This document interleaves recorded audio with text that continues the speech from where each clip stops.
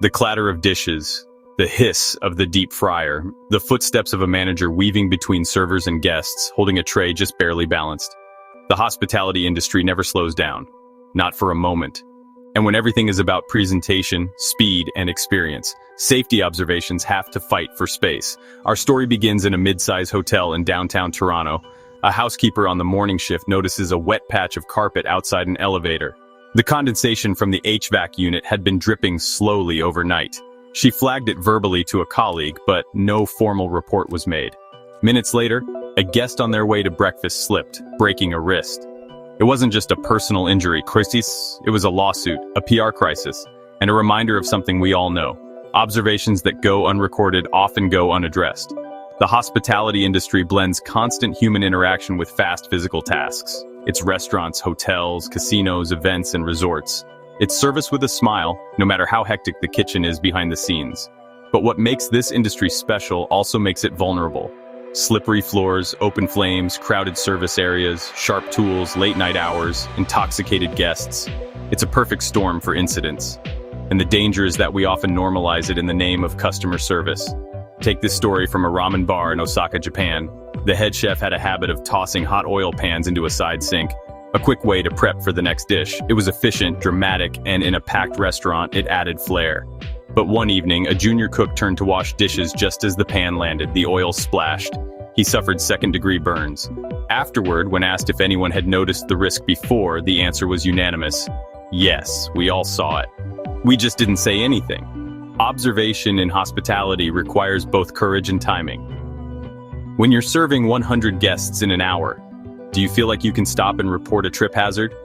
If your coworker is cutting vegetables with a blade that's too dull, do you speak up, or do you let them rush through it because prep is behind? In Paris, a hotel concierge noticed that one of the exterior lights on a back stairwell had gone out. That stairwell was used mostly by staff.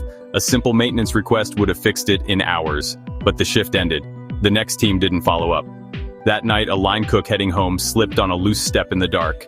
His ankle fractured, out for 8 weeks, one bulb, one missed observation, a costly consequence. Hospitality workers often don't have the luxury of slowing down, but that's why micro-observations matter. Think of it as the 1-second scan. Before you round the corner, glance down. Before you lift that tray, assess its weight. Before you toss that cloth under the counter, ask, is this where someone might step?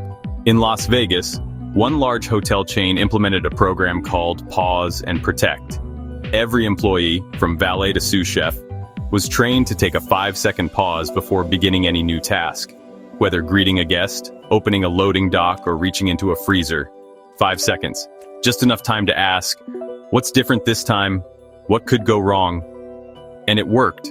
Injury rates dropped 27% in the first year. Not because hazards disappeared, but because people began seeing them again.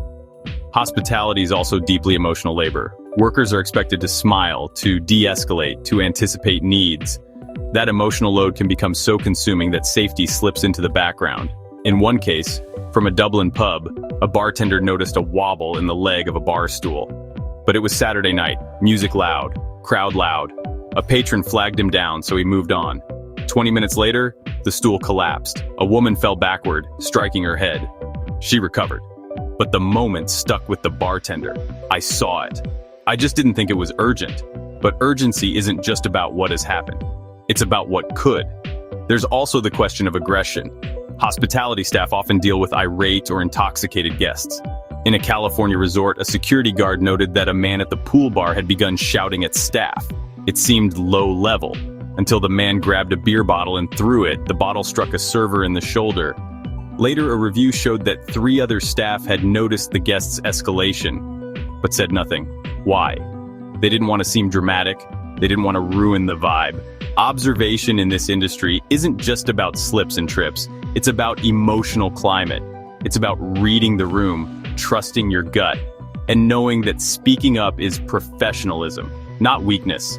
Some companies are starting to get this. In Sweden, a hotel group launched a Seen and Safe campaign. Every staff member was encouraged to submit weekly observations, anonymously or openly. The goal wasn't just to find hazards, but to build a culture where noticing was celebrated. They posted a weekly top 3 saves bulletin. Small things like removing a broken glass from behind a curtain, or flagging a spilled drink in the lobby before someone fell. Recognition became routine, and the safety culture flourished. If you work in hospitality, your eyes are your greatest asset. Your job is to create moments of joy, relaxation, and comfort. But none of that is possible if someone gets hurt. So next time you feel the instinct to glance away, to let something go, to push through, stop. Ask, what do I really see? What's waiting in the background, hoping I'm too busy to notice? Because that second glance, that quiet observation, could be the thing that keeps a guest safe, or brings a coworker home whole. Next, we head to the oil and gas sector, an industry marked by volatility, pressure, and some of the world's highest risk environments. From offshore rigs to refineries and remote fieldwork, we'll explore what it takes to make safety observations in a world where every spark matters. This series will continue episode by episode as we shine a light on different industries and the power of observation in every corner of the working world. See you there. Thanks for joining us and sharing these videos to your friends and workmates. Welcome to the Safety HQ community.